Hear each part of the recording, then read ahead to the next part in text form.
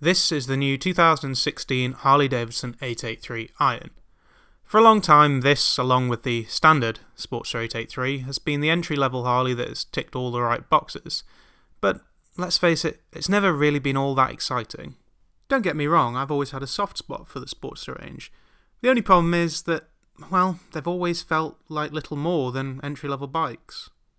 Thing is though, times have changed. While the 883 Iron is still considered to be the go-to bike for those that want to get into customs, there is now competition and it comes from within the Harley Davidson family. But before I get onto that, we're going to take the Iron out onto the road and see what's what. I suppose the first thing to note about the 2016 883 Iron is that if you've ridden any 883 Iron since its inception, you'll probably know what this bike is all about. It's pretty simple, there's not much to it.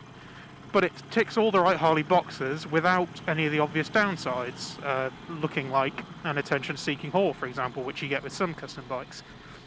There are a few changes worth noting, whilst most of them are cosmetic. There are a couple that are welcome updates, mainly in the way of rider comfort. The front forks are pretty much the same, although they have been slightly updated. However, the rear suspension is completely new. It's a big, meaty one that's is taking the bumps on the road very nicely, and you add that into the fact that there is now a new comfier seat, and suddenly you are a lot better off, or at least your buttocks are a lot better off than on the old model. If you're not familiar with Dark Custom, don't worry, there's not much to it. Basically all it is it's Harley Davidson's range of less showy accessories. So for example, this bike that I'm riding at the moment has a matte black tank and matte black exhaust, which I actually really like. The 883 Iron has always been my favourite in the range because it's not particularly showy. There's not a lot of chrome on it, it's not particularly oversized, it's not particularly too loud either. It's probably one of the most practical bikes in the range. However, one thing that's worth noting is that while the 883 Iron may be one of the most practical bikes in the Harley Davidson range, it doesn't really need to be anymore because it has had the new Street 750 and outside of the UK the Street 500 come in and take that mantle away from it. So I'll be interested to see what happens with the Iron.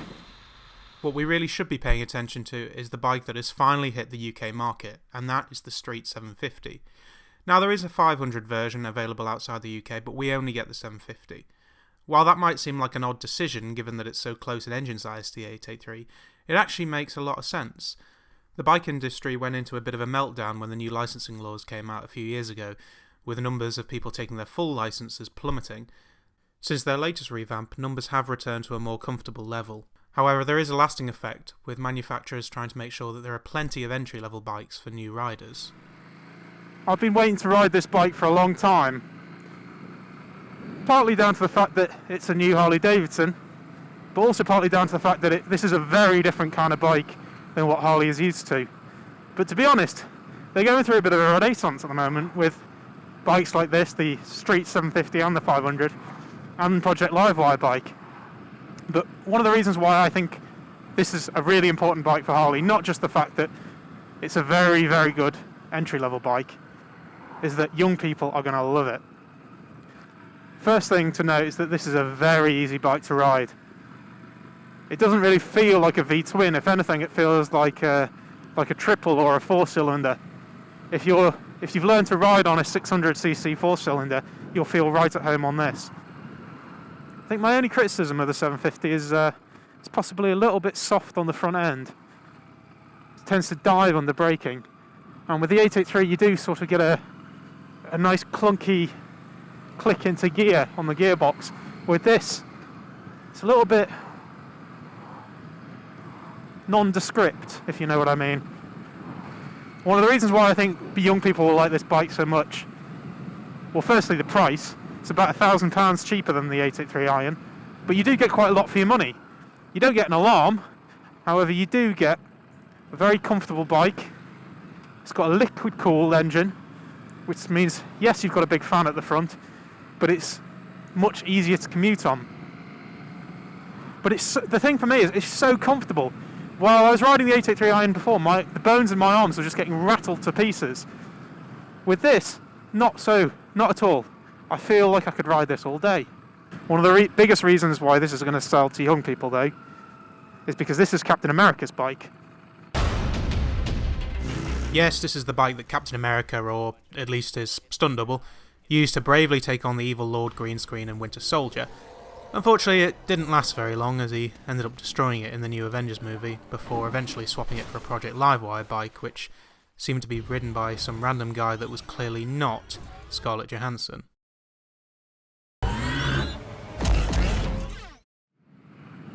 I feel a little bit sacrilege that I'm riding Captain America's bike whilst wearing Batman underwear. Sorry, Cap, if you're watching, which you're probably not. I'm very confused. I was not expecting to like the 750 this much. I thought it was just going to be a watered down version of other Harley Davidsons, but it's not. It's a completely different kind of bike. It suits me down to the ground, and I'll let you into a little secret. I actually went into the Harley Davidson dealer a few days ago looking at an 883 iron, thinking about maybe getting one, but having ridden this, yeah, I could see myself on one of these. I just might end up getting one. Don't tell my wife that, though. That's just between us. Internet. I'm a little bit disappointed that we don't have more time to ride the 750. We've spent so much time this morning on the 883 iron that we've simply run out of time and fuel, actually. I'm going to end up having to do some of this review at the side of the road. When I was planning these road tests, I was thinking that the 750 Street and the 883 iron were going to be pretty similar. In fact, I even wrote in the script that there's not really much point comparing them, but having ridden them all day, it's completely different. It feels very light, it feels very nimble. It's an odd feeling, actually. It doesn't feel like a Harley Davidson, but it's one that I actually really like. So when it comes down to whether I would have an 883 iron or a 750, I was actually under the impression that I'd want the 883 more because it's just the prettier version of the 750, but it's not. The 750 really is a completely different bike, and if anything, it's a better bike, and I think between the two, I'd have the 750.